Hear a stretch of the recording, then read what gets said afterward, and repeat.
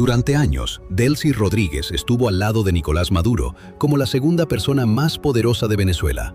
Luego, en medio de la noche, todo cambió. Tras el arresto de Maduro, Delcy se encontró al mando de una nación en transición. Durante años, ha estado en el centro de la controversia. Ahora, por primera vez, está respondiendo las preguntas que todos quieren ver respondidas. Viajamos al Palacio Presidencial de Venezuela para una entrevista exclusiva con una de las mujeres más poderosas del mundo, y ninguna pregunta estuvo fuera de los límites. Muy buenas a todos, queridos espectadores. Nos encontramos en Caracas, en el Palacio de Miraflores.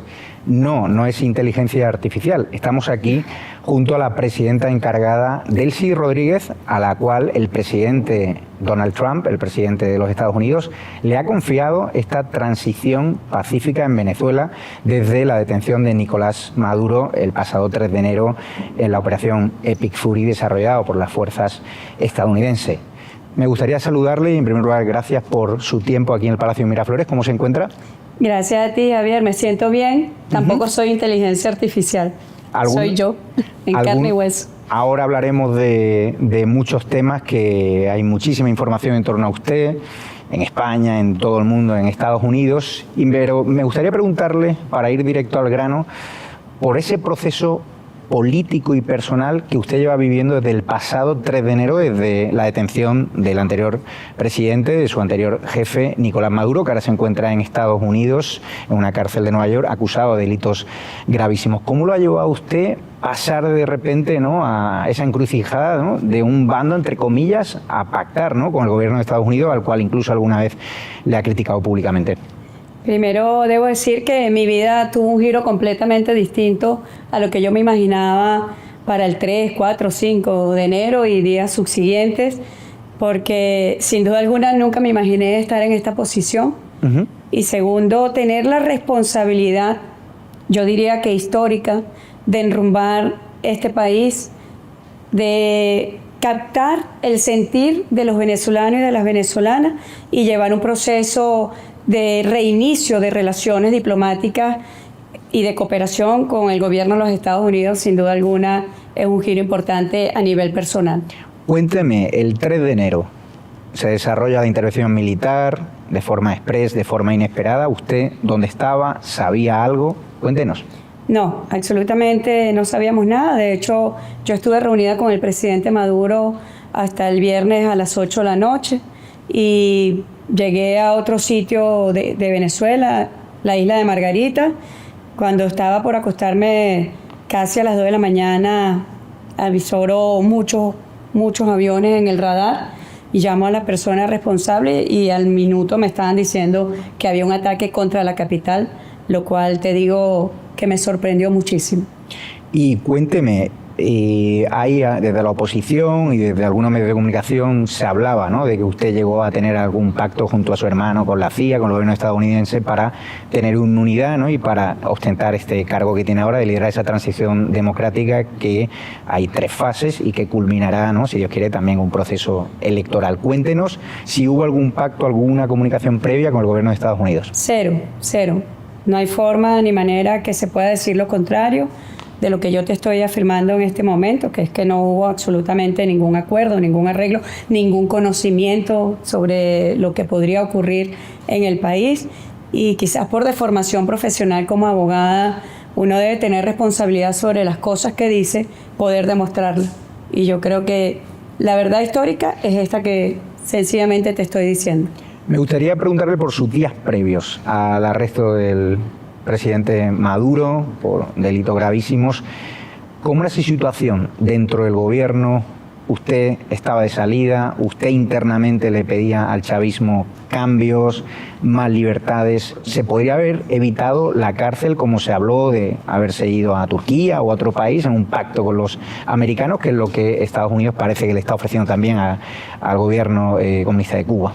Mira, creo que no solamente de mi parte, creo que todos vivimos momentos muy duros porque era una Venezuela asediada, una Venezuela bloqueada. A mí en lo particular como vicepresidenta ejecutiva me preocupaba muchísimo el rumbo que podía tomar la economía y bueno, siempre hubo espacios para expresar que esa preocupación era real, de saber de qué iba a vivir Venezuela, de qué iba a vivir el pueblo venezolano sin ingresos externos, porque Venezuela no tenía posibilidad material de vender un solo barril de petróleo, de externalizar los ingresos de nuestro país. Y sí, sin duda alguna, esa preocupación sí la transmití, y creo que la preocupación no era solo mía, sino de todas las instancias de autoridades, en el sentido de, bueno, un país que podía ser agredido militarmente.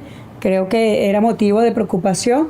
El pueblo venezolano de alguna manera estuvo en preparación, pero siempre estuvo latente la posibilidad de que se diera una agresión militar contra Venezuela. Quizá lo que nunca pensamos es que fuera contra la capital del país. ¿Qué hizo usted bien con los americanos para que le levantasen las sanciones, para librarse de prisión? Porque otros antiguos compañeros del gobierno, ¿no?, como el ministro Alex Saab, están ahora también en prisión, porque hay mucha gente que se pregunta, ¿no?, ¿qué hizo Delcy Rodríguez para evitar estar en la situación que tiene Nicolás Maduro ahora? Mira, primero que nada, nunca he pedido que en lo personal se levanten sanciones. Siempre he luchado y seguiré luchando porque no existan sanciones contra el país, porque sanciones contra una persona, pero cuando se trata de sancionar un país, de sancionar la economía de un país, ya estamos hablando de la generalidad. ¿Qué hice? No he hecho nada especial que no sea más allá de lo que le prometí a Venezuela. Juré mantener la paz y la tranquilidad. Juré trabajar por la felicidad social y económica de Venezuela. Juré por los niños que son el futuro de este país, y a partir de allí he establecido una agenda de trabajo, una agenda de cooperación económica internacional, y bueno, con el gobierno de los Estados Unidos, como lo dije, nuestras diferencias que existen las vamos a dirimir en el ámbito diplomático, y es lo que he venido haciendo. ¿Y cómo es esa encrucijada o ese juego de malabares, ¿no?, de tener presión de las bases, ¿no?, del chavismo más duro, que ahora, ¿no?, algunos te critican en redes sociales por ser socia del presidente Trump, cuando venían, ¿no?, de ser aliada, ¿no?, o su gobierno, del régimen de Irán, del régimen de Cuba? ¿Cómo hace ese juego de malabares y cómo ha sido pasar de un extremo a otro, ¿no?, en cuestión de días? Mira, el pueblo venezolano es un pueblo de paz. El pueblo venezolano siempre ha internalizado y tiene conciencia que la diplomacia es el camino necesario para dirimir divergencias, diferencias, controversias, que es la vía política y geopolítica la que debe privar. La otra vía de la fuerza, ¿dónde nos va a llevar? Y yo creo que esa fue la reflexión que tuvo Venezuela el 3 de enero. Y yo me siento cómoda llevando adelante una agenda diplomática y una agenda de cooperación. ¿Cómo se consiguió, volviendo al 3 de enero, que no hubiese un alzamiento militar, que las tropas no saliesen a la calle cuando se conoció que hubo una intervención militar por parte de Estados Unidos, que hubo fallecidos, hubo muertos, pero fue limpia para lo que podría haberse desatado una guerra civil, ¿no? Sin duda, siempre rendí homenaje y rindo homenaje a quienes dieron su vida, jóvenes soldados, mujeres, hombres muy jóvenes que combatieron y dieron su vida. Y nosotros tuvimos mucha conciencia, y la Fuerza Armada Nacional Bolivariana, nuestros cuerpos de seguridad ciudadana, de garantizar la paz y la tranquilidad del pueblo de Venezuela, no sumar un problema más, sino que nosotros como autoridades pudiésemos garantizar la estabilidad del país. Me gustaría preguntarle, porque estos días también ha sido noticia, ¿no?, que había una operación militar por parte de Estados Unidos contra el líder del Tren de Aragua, ¿no?, el Niño Guerrero, donde ha sido aniquilado, y me gustaría saber cómo ha sido, ¿no?, esa cooperación con Estados Unidos, porque el propio secretario de Defensa del Ministerio de Guerra del gobierno estadounidense, Pete Hegseth, ha dicho que incluso han podido meter sus tropas americanas con su venia, con su beneplácito. Fíjate, esto ha sido una operación de nosotros hemos podido tener un espacio para poder demostrar que podemos cooperar como cooperamos con otros países de la comunidad internacional, cooperamos contra el delito transnacional. En este caso hubo intercambio de información, de inteligencia, fue una operación combinada porque se intercambió inteligencia, acciones, y bueno, que llevó a que la Fuerza de Seguridad venezolana en el terreno se pudiese dar la neutralización de uno de los cabecillas de una organización que no solamente había delinquido en nuestro país, sino que había cruzado fronteras en esa dirección. ¿Y se siente cómoda con la presencia de tropas norteamericanas en Es Venezuela? que no estamos hablando de tropas en el territorio, no hay tropas en el territorio. Entendido. Desde el gobierno de Trump, antes de la operación contra Maduro, se habló mucho de que el Tren de Aragua había conseguido instalarse en Estados Unidos gracias a los demócratas, gracias a la administración Biden, y que se había expansionado internacionalmente con el apoyo del chavismo. También se vinculaba mucho al chavismo con el cártel de los Soles. ¿Cómo ve esas acusaciones que sitúan al chavismo como parte de esa estructura? Es absolutamente falso, porque fuimos nosotros mismos quienes aportamos información de quienes habían sido desde el extremismo venezolano facilitado la salida de personas, de venezolanos, de venezolanas, de nuestro territorio para cruzar fronteras hacia otros países, incluidos los Estados Unidos de Norteamérica. No fuimos nosotros quienes contratamos organizaciones delictivas para llevar migrantes, o en este caso para facilitar operaciones de estas bandas delictivas en otros países. Todo lo contrario, siempre aportamos información de lo que estaba ocurriendo. Personas del extremismo opositor venezolano estaban pagando organizaciones para fomentar el flujo migratorio y para fomentar la salida de estas organizaciones delictivas. El pasado 9 de junio, en la zona minera del sur de Venezuela, de Las Claritas, se produjo una gran operación militar, ¿no?, por la toma, ¿no?, de las minas. Si nos puede contar qué ocurrió, porque hay mucha información, mucha fake news en torno a ello, y no sé si esta operación, junto a la desarrollada contra el líder del Tren de Aragua, va encaminada a trasladar al sector de la minería internacional que hay seguridad, que hay tranquilidad, que hay paz y que podrán explotar las minas de Venezuela tranquilamente sin que haya organizaciones terroristas, ¿no? Lo que te puedo decir es que la producción de oro en Venezuela se ha incrementado, tanto de las plantas del Estado como del sector privado.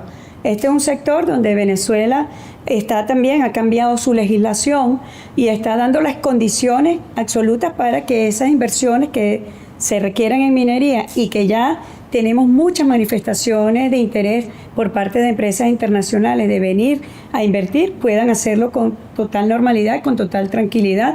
Bueno, allí nosotros sí hacemos intervención social para mineros que puedan formalizar su situación en la minería. Creemos también la instalación de una universidad de la minería en esa región. Es también la inversión, no solamente la inversión internacional económica per se, para tener beneficios a una empresa o al Estado venezolano, sino que eso se traduzca en bienestar para quienes están allí ejerciendo la minería en condiciones realmente que no constituyan ni corresponden a la formalización del trabajo. Las grandes empresas petroleras como Chevron, como Repsol, que acaban de firmar un acuerdo de entendimiento, ¿no?, un memorándum, están encantadas, ¿no?, con la nueva gestión, con la nueva transición. ¿Cómo está siendo, ¿no?, esa relación con las empresas de petróleo, ¿no?, con esa nueva ley de hidrocarburos? Mira, hay un gran entusiasmo por la nueva forma de negociación que ya Venezuela la había experimentado en el último año, a través de la cual nosotros logramos incrementar más de 200.000 barriles a través de los contratos de participación productiva en hidrocarburos, y que ahora está formalizado en la Ley Orgánica de los Hidrocarburos. Bueno, yo digo que hay mucho entusiasmo. En este momento nosotros estamos negociando 30 acuerdos, ya no memorando de entendimiento, sino negociando los acuerdos que van a permitir que esas inversiones comiencen a llegar al país. Y no tengo duda que el año que viene, que el año 2027, será un año de gran impulso de crecimiento económico debido a sus ingresos externos, producto de las inversiones que se están dando en los hidrocarburos. ¿Cuánto petróleo está exportando Venezuela actualmente gracias a las licencias otorgadas y la flexibilización por la OFAC, ¿no?, de las sanciones? Sí, mira, estamos exportando diariamente más de 900.000 barriles de la producción. Nuestra producción ya alcanzó nuevamente el 1.200.000. Nosotros esperamos cerrar el año sin contar con ninguna de las inversiones que estamos firmando. Esperamos cerrar el año a una producción cercana al 1.400.000. Así que todo ha ido acompasado, este proceso de recuperación, que se pueda traducir en que podamos mejorar el ingreso de los trabajadores del país, que se pueda traducir en beneficios concretos. Lo que fue el mes de mayo, por ejemplo, un dato, creció el consumo en alimentos casi en un 10%. Eso a mí me alegra mucho, porque es ver cómo producto del fruto de nuestro trabajo, y yo digo que hay trabajo, pero también que el sacrificio de hoy es el resplandecer de mañana. Que los sacrificios que hacen los trabajadores y que han hecho los trabajadores de Venezuela golpeados por el bloqueo y las sanciones pueda traducirse finalmente en beneficios concretos en salud, en alimentación, en educación y en sus ingresos como trabajadores. ¿Se está fiscalizando más el tráfico de petróleo? ¿Se está limpiando de corrupción? La oposición siempre dice que PDVSA ha sido un nido de corrupción. ¿Cómo están siendo esos procesos ahora que están en cooperación con el gobierno de Estados Unidos, que nos perdona $1, vamos? Siempre hemos sido muy cuidadosos de eso y ahorita, como tú sabes, hemos vuelto a sistemas que existían en el pasado de auditoría. Hablan de la auditoría como algo extraordinario, no es nada extraordinario. PDVSA en el pasado fue cliente, por ejemplo, de KPMG. Nosotros tenemos procesos auditores como cualquier empresa transnacional, petrolera en el mundo, es lo correcto. Y yo he puesto también a disposición que todos esos ingresos que van a llegar producto de estas inversiones pueda el ciudadano y la ciudadana, ya no una auditoría, sino que el ciudadano y la ciudadana puedan ver exactamente qué son los ingresos y en qué se invierten esos ingresos. ¿Van a pedirle, por ejemplo, al ministro de Industria, Alex Saab, que devuelva lo que supuestamente ha robado de petróleo en Venezuela? Mira, siempre he pedido la cooperación de otros países y en este caso del gobierno de los Estados Unidos para que se pueda recuperar dinero producto de la corrupción y que ese dinero vaya directamente a la organización social, al pueblo, cosas concretas. En el caso específico, todos los bienes que se han recuperado se han trasladado a las organizaciones comunales productivas o se han trasladado para la construcción de viviendas o para la construcción de hospitales, de escuelas. Ahora queremos que esos flujos de la corrupción sigan drenándose directamente para la población venezolana. Ha estado de gira, exitosa gira en la India, en Turquía, y me llamaba un amigo de la India y me decía, Javier, yo quiero invertir en Venezuela. ¿Con quién hablamos? ¿Con el gobierno venezolano? ¿Con el Departamento de Estados Unidos? Mira, está el Centro Internacional de Inversión Productiva, donde está al frente el vicepresidente sectorial de Economía. Recientemente nombramos también un profesional muy preparado como vicepresidente y ese Centro Internacional de Inversión Productiva, bueno, recibe todas las manifestaciones de interés.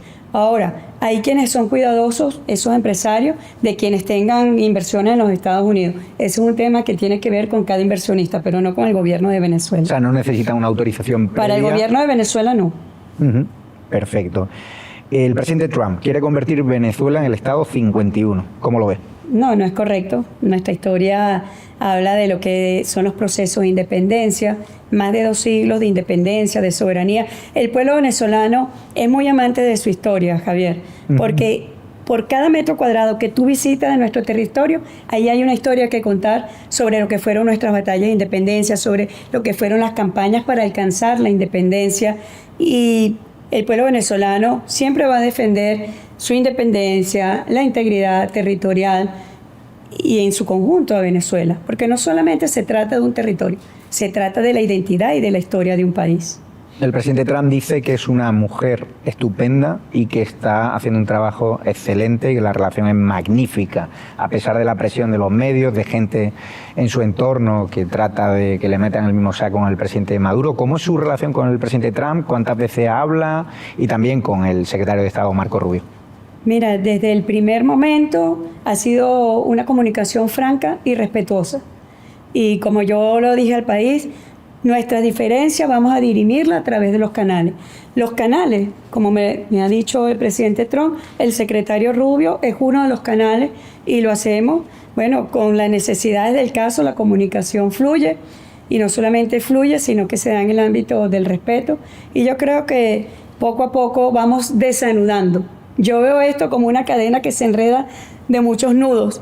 No sé si te ha tocado desenredar. Sí, bueno, bastante. vamos desanudando las diferencias, las controversias, vamos desanudando.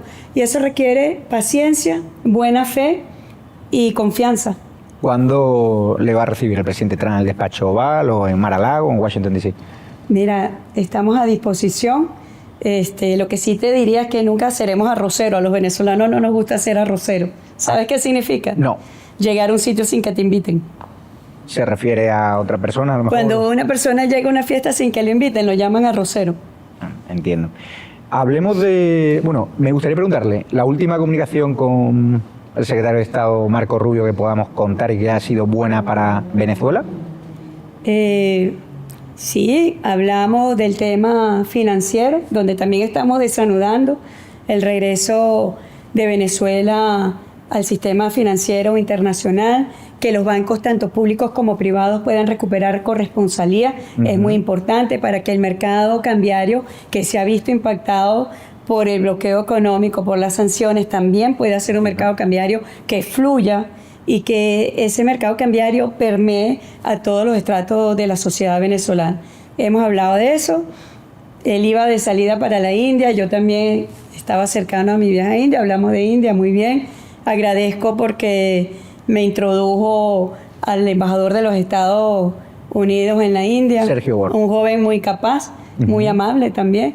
Así que bueno, tuvimos una reunión de cortesía en Nueva Delhi que le agradezco al secretario. Hablaron también de todas esas aerolíneas, American Airlines, United, que están restableciendo sus conexiones y que van a poder enseñarle al mundo a hacer más accesibles paraísos como Canaima, Los Roques y La Margarita. Venezuela es de mis países favoritos, ¿no? Sí, ya mucho antes me había llamado el secretario Rubio, me dijo, hay alguien que te quiere saludar, y me pasó al presidente Trump. Y allí me dijo lo de las aerolíneas, me dijo, estoy entrando a un gabinete y esto va a ser una buena noticia para nuestros países. En esos términos ha sido la comunicación. Entendido. Hablemos de libertades. ¿Cuándo se van a liberar los presos políticos que quedan? He estado consultando alguna fuente y quedarían en torno a 389. Se han liberado más de 900 desde el pasado 3 de enero por la ley de amnistía. Cuéntenos cómo va ese proceso. Mira, primero, los constructos muchas veces son de los medios de comunicación internacionales. ¿A qué se refiere un preso político? Nosotros hablamos de una ley de amnistía que abordó distintos procesos de violencia política en el país, donde quemaron personas vivas, degollaron trabajadores, donde incendiaron depósitos de comida, depósitos de medicamentos. Entonces, todo ese proceso de violencia política, desde 1999 hasta el presente, fue abordado por una ley de amnistía. Esa ley de amnistía prácticamente ha beneficiado casi a 9.000 personas privados de libertad. Pero también antes de la ley de amnistía habían sido beneficiados en el mes de enero casi 900 personas. Y paralelo, tú sabes que la ley de amnistía tiene una normativa que te dice quiénes están excluidos de esa ley de amnistía.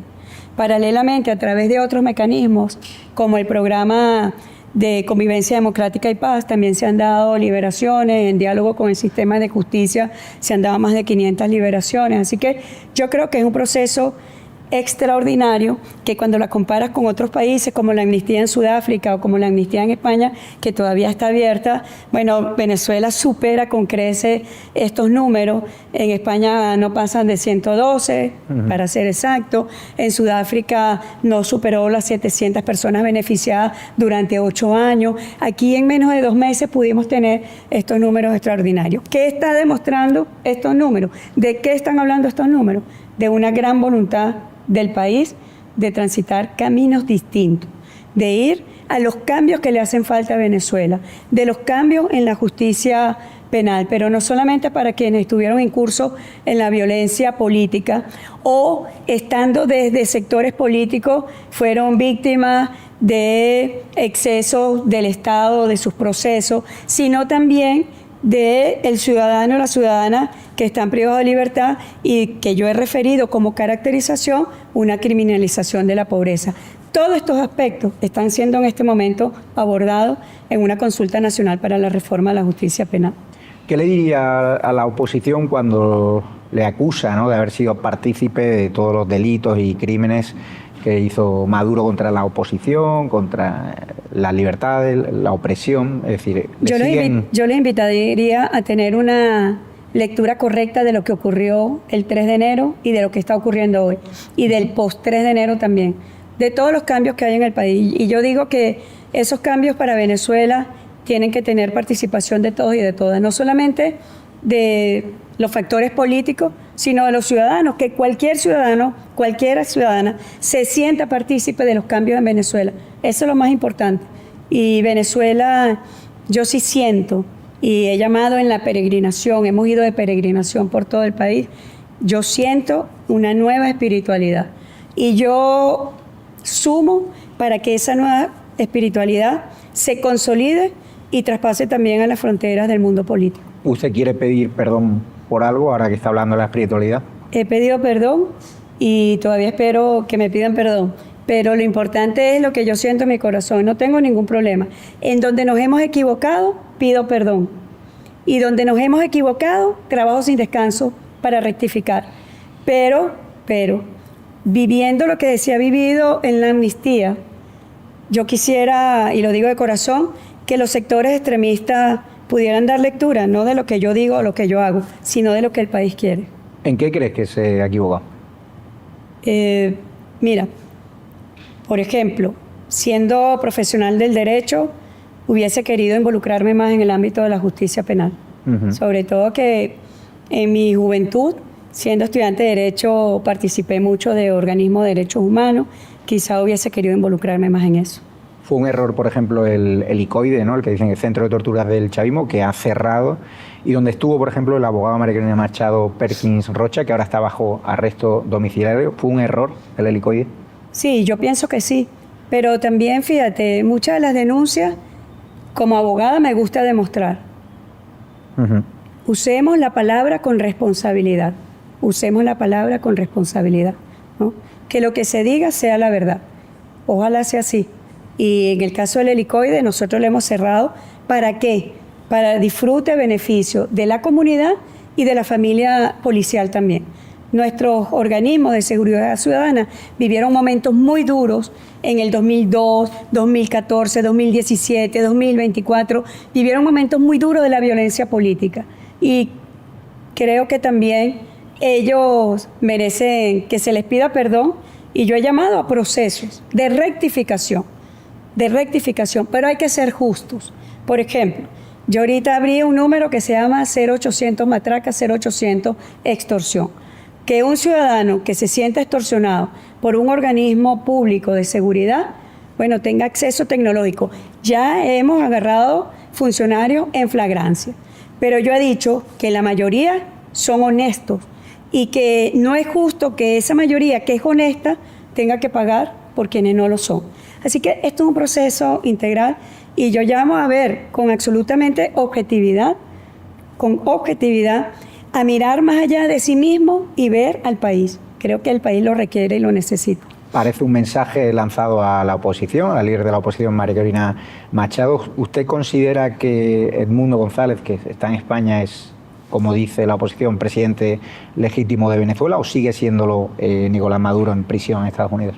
Es el presidente Nicolás Maduro, no tengo duda de ello. Y conozco muy bien todo el proceso del señor Edmundo González. ¿Y crees que Maduro tiene que ser condenado por la justicia de Estados Unidos por lo que hizo? Mira, todo procesado tiene derecho a mostrar la verdad.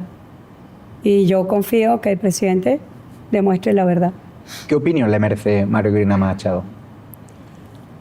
Creo que ha hecho daño al país. Y ojalá reflexione. ¿Por qué? Yo te he dicho, mira, porque ella pidió insistentemente bloqueo económico contra Venezuela. Yo creo que sus diferencias políticas o sus ansias de poder político, de poder gobernar Venezuela, ha debido ver más allá de sí misma. Ha debido ver al país. Por ejemplo, ha debido escuchar a los trabajadores de Venezuela que fueron afectados por las sanciones. Ha debido escuchar a los sectores empresariales del país. Tú agarras cualquier empresario de Venezuela y te va a decir que ha sido afectada por las sanciones. Si agarras a los banqueros del país, han sido afectados por las sanciones. En su conjunto, Venezuela toda ha sido afectada por las sanciones. Y lo ha hecho mal. Tú no puedes pedir hacerle daño a un pueblo y decir que ese es el costo colateral que debe pagar el país porque ella quiere ser presidenta de Venezuela. Creo que debe cambiar esa visión. ¿Usted cree que no es meritoria, no es merecedora del Premio Nobel de la Paz que acabó concediéndole o acabó dedicándoselo al presidente Trump cuando vino a la Casa Blanca? Mira, eso corresponde decirlo es a quienes dieron el premio, ¿no? Ver, no sé si una persona que aplauda que la capital de su país sea bombardeada amerita un Premio Nobel de la Paz, o si una persona que pide y pide y pide bloqueo económico y causar daño económico a un país, violando masivamente los derechos humanos de Venezuela, merezca el Nobel de la Paz. Habría que hacerle ese cuestionario a quienes dieron el premio. ¿Le gustaría que volviese, como ella viene anunciando, a integrarse en una mesa incluso política para promover la transición hacia unas elecciones libres? Mira, yo he dicho que Venezuela es de todo y de todas las venezolanas. Y digo también que el diálogo político con el extremismo venezolano será posible cuando ya no haya una sola sanción como ellos lo pidieron para el país. ¿Cuándo habrá elecciones libres, que es la tercera fase del Departamento de Estado aquí? Yo he dicho que preferiría no encajonar a Venezuela en esas calificaciones. Yo preferiría caracterizar el momento que vive Venezuela, el momento político que vive Venezuela, donde yo espero que se pueda dar un proceso de convivencia política desde la diversidad y la divergencia, pero que esa diversidad y esa divergencia sea respetuosa de los mecanismos democráticos y, sobre todas las cosas, que lo más sagrado sea respetuoso del bienestar del pueblo venezolano. Ese momento político no es algo que tú puedes decir 1, 2, 3, 4. Ese momento político depende de todos los venezolanos y de todas las venezolanas. Y yo aspiro que el programa de convivencia democrática y paz sume a ese momento político, de diálogo político, de encuentro político, y bueno, que el extremismo reflexione y que el extremismo también le pida perdón a Venezuela por el daño que han causado. Yo espero que eso pueda darse. ¿Se va a presentar usted a las siguientes elecciones? Todavía no sé, mira, mi vida cambió, Javier. El 2 de enero al 3 de enero, en cuestión de horas, mi vida cambió, no te podría decir. En las anteriores elecciones hubo fraude electoral, porque tenemos al Pollo Carvajal, que está detenido en Estados Unidos, diciendo que el chavismo utilizaba sistemas de fraude electoral, tecnológico. No, mira, el sistema electoral venezolano, te voy a decir, cuando yo era vicecanciller para Europa, fue auditado por los técnicos electorales más especializados de Europa. Dijeron que era el sistema electoral más perfecto, una plataforma tecnológica donde cada voto es una persona, que se abre la máquina de votación con una huella. Es decir, el sistema tecnológico electoral que tiene Venezuela es uno de los más integrales del mundo. Así que si ese señor está diciendo lo que está diciendo, bueno, querrá salvarse, vaya usted a saber por qué, vaya usted a saber qué pecados o qué delitos busca él salvarse, pero tú puedes traer aquí. El sistema electoral tiene muchas auditorías, más de 14 auditorías previas y postelectorales. ¿No le da credibilidad a las actas que hizo el equipo de María Corina Machado en las elecciones? Absolutamente, en esas actas lo que se demostró es que ellos trataron de forjarlas, que había enmiendas, que había roturas, es decir, que hubo un intento por parte del sector extremista de alterar esas actas. Diosdado Cabello sigue la lista de más buscados por el gobierno de Estados Unidos. Llegan incluso a pedir una recompensa de 25 millones de dólares. Lo estamos viendo en redes sociales. ¿Cree usted, sigue confiando en él? ¿Cómo es la relación con Estados Unidos? Porque hay gente que no la entiende, ¿no? ¿Está participando de las actividades militares de cooperación con Estados Unidos? Absolutamente. Diosdado Cabello es una persona, primero, fundamental de este proceso de cambio. Trabaja, es un vicepresidente sectorial del gobierno. Y bueno, esa operación de seguridad, sin duda alguna, fue con instrumentalización de nuestros factores de seguridad en el país. Así que nosotros seguiremos demostrando la verdad, Javier, y es un camino que emprendemos juntos y seguiremos llevando adelante juntos. O sea, usted no se siente con una especie de espada de Damocles, ¿no?, al ver lo que le pasó al ministro de Industria, Alex Saab, de que de repente ahora lo que es una historia bonita con el gobierno de Estados Unidos te cambie de 2 o 3 días porque el presidente Trump no le ha pedido algo que usted no quiera hacer. No, absolutamente no. Yo creo que los procesos son diferentes y no comparables. Absolutamente, a nivel personal puedo decir que no hay comparación entre uno y el otro. Bueno, han firmado un acuerdo importantísimo con General Electric, con IMSA. ¿Cómo se siente, ¿no?, el restablecimiento del sector energético? Yo he dicho que me siento sumamente feliz. En el año 2019, un sabotaje eléctrico muy importante en el país. Yo me mudé 4 meses al Guri, que es la central hidroeléctrica que provee el 75% de energía a Venezuela. Conozco muy bien el sistema eléctrico. Con INSA fue fundamental porque hay una hidroeléctrica que hay que culminar que se llama Tocoma, que daría más de 2.000 megavatios al sistema eléctrico nacional. Haber firmado con INSA, que ya tiene las turbinas hechas, lo que hay es que trasladarlas a Venezuela. Haber firmado para recuperar más de 2.400 megavatios con ellos. Para recuperar megavatios en Macagua. Todo el sistema del Bajo Caroní, hidroeléctrico del Bajo Caroní, pueda ser reforzado. Es una firma histórica. La segunda firma realmente que, bueno, me hizo profundamente feliz, tengo que decirlo, es el que firmamos esta semana con General Electric, donde los primeros 24 meses vamos a recuperar 1.000 megavatios, pero los próximos 4 años tenemos previsto recuperar 4.000 megavatios. Imagínate lo que significa 2.400 megavatios más 5.000 megavatios, es prácticamente la mitad de lo que ya se genera en Venezuela.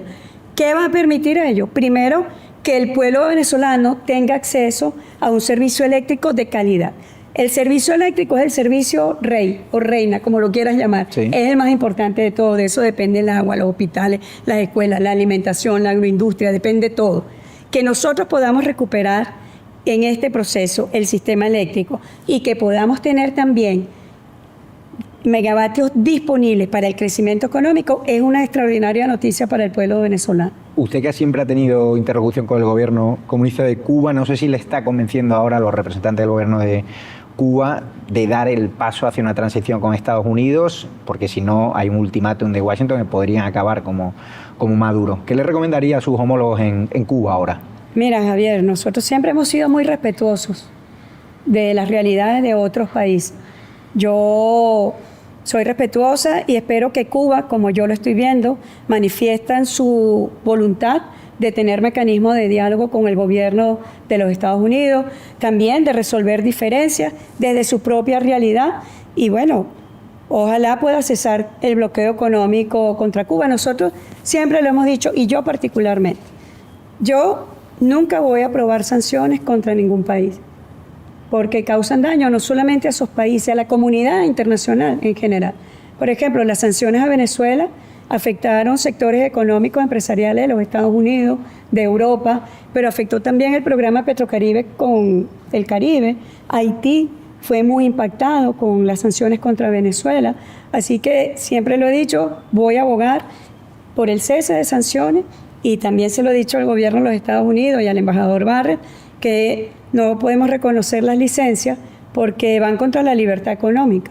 Un empresario, un inversionista que venga a invertir en el país y le dicen tiene licencia para 3 meses, 6 meses, 1 año, 2 años, va contra la libertad económica. Así que siempre nos encontrarás en el puesto y en el camino de decir no sanciones y no licencias. Hablan de que han sido respetuosos con otros países. En redes sociales le enseñaba antes de la entrevista un vídeo de simpatizantes de Abelardo de las Preyes, las elecciones de Colombia, y están acusando al gobierno actual de Venezuela de prohibir. Y también, ¿no?, siempre se ha denunciado que el gobierno chavista de Venezuela ha financiado procesos electorales a partir de la extrema izquierda, incluso al presidente de Colombia, Petro, incluso se hablaba de la candidatura de Cepeda, que sí se ha financiado, por ejemplo, a organizaciones terroristas como Hezbollah. ¿Qué tendría que decir de ese papel de Venezuela como financiador, ¿no?, de regímenes de extrema izquierda, de procesos electorales y de incluso organizaciones armadas, según dice la oposición, ¿no? No, fíjate que es absolutamente falso y actualmente nosotros hemos incluso evitado, en situaciones bilaterales con Colombia, hemos evitado pronunciamientos públicos justamente porque hay un proceso electoral. Y cuando hay un proceso electoral, lo mejor para nosotros poder respetar la autodeterminación del pueblo de Colombia, que va a ir a una elección, que va a significar una consulta soberana, es estar completamente ajeno y alejado. Y en este caso, absolutamente no. No ha habido anteriormente... Mira, no tengo conocimiento y no nos hemos involucrado en esta situación electoral. O sea, no hubo financiamiento a la campaña de Petro a través del Foro Sao Paulo. No tengo conocimiento. Entiendo. Y volviendo yendo a España, ¿no? Sabes que soy de ahí, 6 años y medio desde aquel enero de 2020, si no recuerdo mal, de su polémico viaje a España, que abrieron el caso del Seagate. Usted llega al aeropuerto internacional de Madrid-Baraja, Adolfo Suárez, y de repente no la dejan entrar. Cuéntanos la verdad, porque tenía muchas ganas de preguntárselo, porque se ha escrito de todo sobre ese asunto. Cuéntame la realidad sobre el caso del Seagate. Mira, fui a España invitada, tengo carta que puedo exhibir en cualquier momento, no la tengo conmigo, pero tengo una carta. Yo fui invitada por el secretario de organización del PSOE, para entonces ministro Ábalos, que era una de las personas más importantes en el gobierno y en el partido, con el objetivo de revisar la agenda Venezuela-España, pero también el tema del diálogo con la oposición. Yo llegué con esa carta de invitación, por lo cual me extrañó mucho toda la situación, pero también se generaron muchas especulaciones que después de 6 años en que los medios de comunicación inventaron que yo cargaba unas maletas de oro, que sencillamente en el avión que iba, si yo demuestro, no hubiese podido ni siquiera despegar, se hubiese caído, o con maletas de dinero, con maletas de oro, puras falsedades, especulaciones, pero que durante 6 años fueron la mentira hecha titulares en todos los medios de comunicación españoles. Pero cuando salió la verdad, esa verdad estuvo como en un medio de comunicación, como en la página 5, 3 líneas. Ella estaba aquí invitada por eso y está la carta. Oye, qué falta de seriedad. Lo dije al inicio, cuando uno habla, sus palabras tienen un peso. Y los medios de comunicación o las transnacionales de la comunicación que tienen sus propios intereses editoriales derivados de compromisos económicos con los dueños de esos medios, deberían tener un poco más responsabilidad. Si algo tuviese yo que decirle a los medios de comunicación españoles es que sean algo responsables. En el pasado nunca quise aclarar nada porque ¿qué sentido tenía una ciudadana en contra del poder mediático español? Bueno, ahorita como presidenta encargada me ha tocado contratar servicios de abogados para poder tener las réplicas, que se diga la verdad y que se sea responsable. Al juez Garzón, ¿no? Abogado, sí, cercano al juez Garzón. Y le pregunto, ¿en esa carta dónde se le invitaba? ¿Un acto del PSOE a ver al presidente de España, Pedro Sánchez? A ver a las autoridades de España. Pero ¿y usted no sabía? O sea, no creas que a mí se me ocurrió que es que yo tenía que viajar a España. Era vicepresidenta ejecutiva de Venezuela. Fui invitada como vicepresidenta ejecutiva de Venezuela. Incluso a abordar este tema, pues, si España quería jugar un papel en la facilitación del diálogo político en el país. Lo cual me lleva a lo siguiente, ¿no? El diálogo político en Venezuela, lo dije desde el primer día, debe ser un diálogo de apellido venezolano, un diálogo nacionalizado. De nada ha servido llamados facilitadores internacionales de un lado o del otro. Eso no ha servido para nada. Y tanto nos sirvió que llegamos a un 3 de enero. Ahora el diálogo político es entre los venezolanos y las venezolanas. Yo he pedido la nacionalización del diálogo político para que todos los factores políticos empiecen a pensar primero en el país y luego en intereses o compromisos internacionales que puedan tener. Y volviendo a esa escena, por aclarar ya los últimos detalles de ese hecho, usted le prohíben la entrada a España, llega a entrar al territorio nacional, se queda en la zona de tránsito porque hay muchos españoles que quieren saber qué ocurre ahí. Mira, yo no te podría definir porque desconozco exactamente de qué se trata el territorio español en el aeropuerto de España, de Barajas, de Madrid, pero bueno, fue facilitado por las autoridades del gobierno español, un sitio donde nosotros estuvimos hasta que finalmente en horas de la mañana yo dejé el país. ¿Y qué le dijo el señor Ábalos? Que tenía comunicación del ministro de Interior para decir que yo tenía sanciones europeas y que por lo tanto no podía ingresar a territorio español. ¿Y usted no lo sabía previamente que tenía prohibida la entrada al territorio? Sí, claro, yo dije, mire, yo soy una persona que tengo sanciones de Europa injustas, pero tampoco voy a gastar dinero en abogados para que tú veas, no tengo interés personal por mí. Yo lo advertí y lo que se dijo de parte del gobierno de España que eso no había ningún problema porque yo era invitada del gobierno español. ¿Se comunicó con el presidente Sánchez? No, en ese momento no.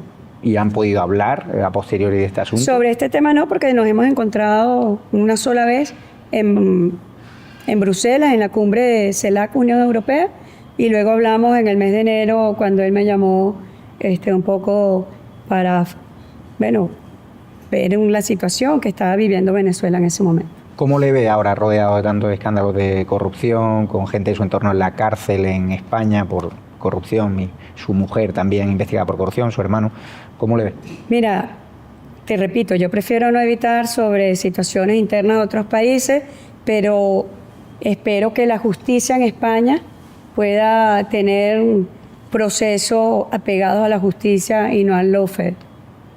¿Usted considera que el lawfare lo...? No considero. Digo que aspiro y espero que la justicia española pues no esté apegada a mecanismos de lawfare. El empresario español Víctor de Aldama, que está en el círculo, ¿no?, de la órbita socialista, pero ahora es enemigo de ellos, dice, ¿no?, que en esas maletas supuestamente había documentación relacionada con una supuesta financiación irregular a través de PDVSA, de la empresa de petróleo venezolana, al Partido Socialista. No sé qué tiene que decir sobre eso. Absolutamente falso y bueno, tendrá que demostrarlo en el juicio. Absolutamente falso. O sea, Ya él tendrá instancias para demostrar lo que está diciendo. hay un juicio, se le ha denunciado. Sí. Y luego otra persona a la cual conoce, le ha dicho públicamente que es su amigo, el expresidente español José Luis Rodríguez Zapatero, también está ante la justicia española por presuntos escándalos de corrupción y también se habla, ¿no?, en anotaciones de los investigadores que se le ha llegado a regalar incluso una mina de oro. Su testaferro, según los investigadores, Julio González, estuvo por Venezuela. No sé cómo ve esa situación del expresidente Zapatero. Mira, lo primero que hizo el presidente Zapatero fue grabar un video donde ha dicho, se me acusa de esto y me pongo a la disposición de los organismos en España, policiales y judiciales, para demostrar la verdad. Yo me apego a eso, conozco al presidente Zapatero y el presidente Zapatero, Venezuela le agradece, Venezuela. No yo como persona, Venezuela le agradece lo que él ha hecho por la paz de este país, por el diálogo de este país y también a favor de privados de libertad. Así que es lo que tengo que agradecer en nombre de Venezuela de lo que ha sido su aporte a nuestro país. ¿Y se le llegó a pagar desde el régimen del gobierno chavista Zapatero por esos trabajos? Yo no sé qué es lo que están hablando de mina, o sea, absolutamente falso. O sea, no hubo ningún tipo de transacción. Le han incautado además joyas por valor de más de 1 millón de euros, no sé cómo. Mira, desconozco el origen de esas joyas. Yo me imagino que en el ejercicio de sus funciones a veces hacen ese tipo de regalos. Hay países, pero desconozco de dónde salieron o de dónde vienen las joyas. No soy quien tampoco para investigar eso. Le agradezco. Otra pregunta que también han escrito muchos titulares en España, que a través del gobierno venezolano, el gobierno chavista, se financió el nacimiento de Podemos a través de la Fundación CEPS, a través de un profesor de la Complutense llamado Vicioso, de apellido. No sé si recuerda su presencia aquí, los Monederos, los Errejón y Pablo Iglesias y compañía. Mira, recuerdo a un profesor, Roberto Viciano, cuando yo asumí como ministra de la Presidencia, consideré revocar todos esos contratos que había de asesoría. Por lo que te digo, yo siempre he pensado que los venezolanos y las venezolanas tenemos que encontrar nuestro propio camino. Y nadie puede saber más de nuestro país ni de nuestra política que los venezolanos y las venezolanas. Otro asunto, también se está hablando mucho en España, del rescate de la aerolínea Plus Ultra, que la vinculan mucho con el gobierno venezolano. No sé si ha habido interlocución con esa aerolínea por parte del gobierno venezolano, si en el rescate por parte del gobierno español hubo una intermediación, se le pidió desde las autoridades venezolanas. Mira, como todas las aerolíneas que vienen al país, tienen que respetar las normas de Venezuela en cuanto a la calidad del servicio, en cuanto a las aeronaves y, muy importante, pagar el combustible. Y lo que yo te puedo decir es que Plus Ultra siempre tuvo cuenta que pagó a PDVSA. O sea, no tengo nada que ver con rescate o no rescate. Tuvo una actuación como pueden tener las otras aerolíneas que vienen a Venezuela.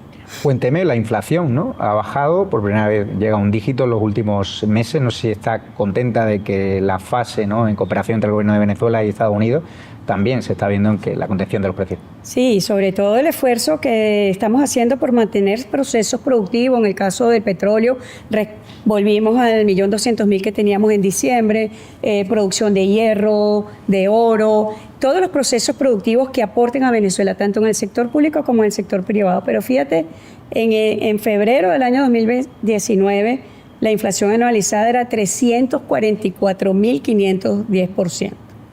Hoy nuestra inflación anualizada proyecta más del 500%, sigue siendo muy alta, pero sabemos lo que estamos haciendo y sabemos sobre todo lo que estamos haciendo para bajar la inflación. ¿Por qué para nosotros es tan importante bajar la inflación? Porque es una forma de cuidar y preservar el poder adquisitivo de los trabajadores del país. ¿Qué le diría a los empresarios españoles hoteleros, que son magníficos, de que inviertan en turismo? Porque algunos te llaman diciendo que tienen miedo a que haya un cambio político, de que no haya elecciones, o de que haya inseguridad. ¿Qué le recomendaría para que inviertan en Venezuela? Mira, hoy Venezuela es uno de los países más seguros de nuestra región. tiene una tasa de homicidio de 3 por 100.000 habitantes, de la más baja de la región. Y lo que yo le diría a esos inversionistas españoles, que como bien dice, son muy experimentados en el área de la hotelería y del turismo, que vengan a invertir en este sector en Venezuela, que está completamente por desarrollar. Pero, oye, Venezuela tiene todo, tiene desierto, tiene nieve, tiene llanos, tiene montañas, tiene selva, tiene playa, es decir, es un país multidestino. Y ese país multidestino necesita inversiones en el sector turismo y es uno de los motores que más queremos darle impulso. Sí he notado ahora mucha seguridad en las calles. A mí me decían que había mucha inseguridad. No sé si también planea invertir en cárceles de máxima seguridad como Bukele en El Salvador. Mira, el tema de la inseguridad no solamente es un tema de cárceles, es un abordaje integral de llevar al Estado a los sectores que más lo requieran, que la presencia del Estado cuando se requiera en el ámbito de seguridad pueda dar una respuesta acorde a la dignidad de los ciudadanos y de las ciudadanas. O sea, es un tema integral. Yo te invito a que vayas a una cárcel en Venezuela que tiene regímenes especiales de trabajo, están integrados al sistema de música Simón Bolívar, que es uno de los sistemas, para mí, uno de los programas más hermosos que tenemos, el sistema de niños y niñas en la música. Más de 1.300.000 niños y jóvenes están en la música. Así que nosotros hemos venido haciendo trabajo integral, tanto de los organismos de justicia como el sistema carcelario. Te invito. Yo encantado, ya sabes que estuve en El Salvador. La intervención del Estado provocó que hubiese también mucho gasto público durante los años del chavismo. Preguntarle si va a aplicar recetas de Javier Milei en el ajuste del gasto público. No, yo creo que cada país tiene sus propios mecanismos, ha encontrado sus propias respuestas. Venezuela es un país que a partir de las sanciones perdió el 99% de sus ingresos en divisas. En el año 2012, Venezuela tuvo ingresos anuales por exportación de petrolera de 96.000 millones de dólares.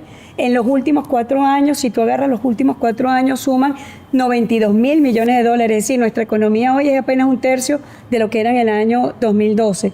Y hemos encontrado el camino para que cada avance en crecimiento económico se traduzca en bienestar de los trabajadores. En el año 2020, el ingreso mínimo de los trabajadores era $30 en el sector público, hoy estamos en $240. El sector privado pasó de $78 a $270. Es decir, hay un esfuerzo mancomunado, que es lo que hemos hablado de la unión nacional. ¿Dónde hay unión nacional?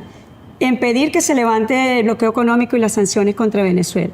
Hay unión nacional en producir los alimentos. Hoy el 96% de los alimentos que se consumen en Venezuela son nacionales.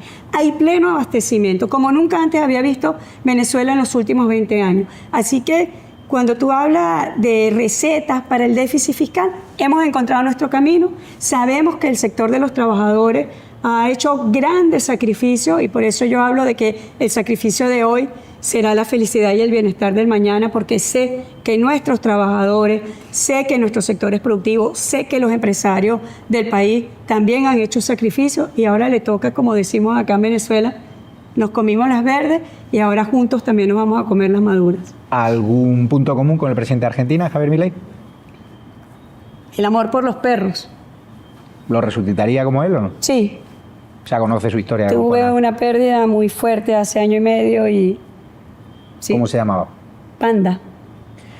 Y ahora que está delante de las cámaras viendo todos los desafíos y retos que tiene Venezuela por delante, las necesidades que hay y su interés porque el dinero, el petróleo llegue al pueblo venezolano, se compromete a que el gobierno de Venezuela no va a invertir dinero en otras campañas electorales, como ha sido hace unos años habitual en partidos de izquierdas o en actividades que no sean relacionadas con las necesidades de Venezuela, ¿no? Mira, gracias a la tecnología, hoy yo sé que el ciudadano y la ciudadana van a poder tener esa Contraloría. Y por eso quiero poner a orden del pueblo de Venezuela el acceso, el control, el seguimiento, que se vea además... Javier, los ingresos tributarios y por venta de petróleo, hoy todos esos ingresos en conjunto cubren el 71% de la inversión en el ingreso de los trabajadores. Para nosotros, tú sabes, no es un gasto. Por eso no lo quiero vincular a un tema de déficit fiscal. No, es una inversión que se necesita porque los derechos de los trabajadores debería ser nuestra principal brújula.